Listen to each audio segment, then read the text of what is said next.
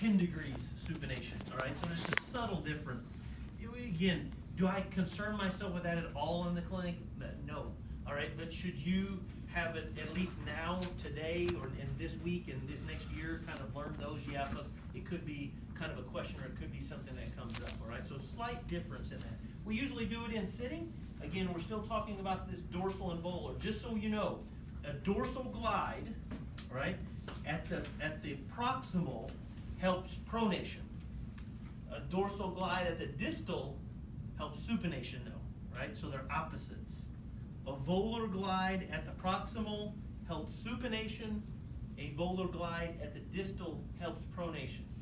So what we're saying is we're moving between these two bones here. So I'm doing this kind of motion, or I'm down here doing this. So we got proximal and distal radial ulnar joints, okay? We do it in sitting, and they kind of just sit like this. So we're gonna have somebody come up and just have a seat like that, all right? And then I'm gonna kind of get in position. All right. So have somebody come up for, You said dorsal, proximal, pronation, and distal supination, correct. Volar, proximal, Supination. distal is pronation. Correct. So basically, I'm gonna have you turn a little bit like that.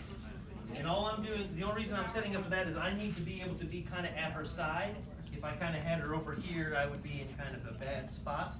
So we're basically going to try to mobilize the radial part, all right? So we're trying to mobilize a little bit more of the radius, kind of stabilize the ulna. And so it's a dorsal volar, same concept.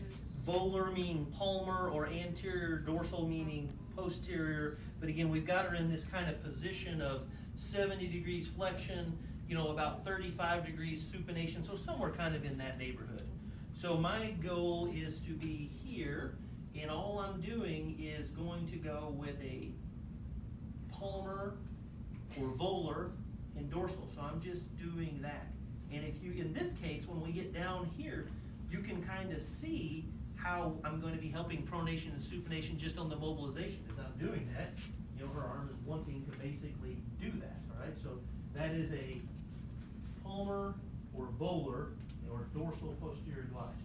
And then if we move down the line, here, again, this one, instead of being 35 degrees, it's maybe 10 degrees of supination is the loose pack or resting position.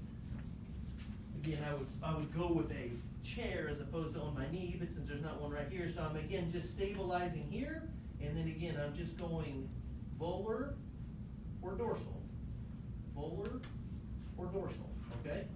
Obviously I'm squeezing down pretty good. We want to make sure we don't occlude arteries and hold them for long periods of time. This is an area where we do have some arteries and things of that nature, but I do need to try to stabilize and move, right?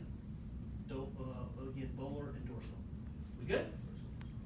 Let's go ahead and do that, since the radiocarpal's got 5 different ones. So we'll do those 4 and then come back and do the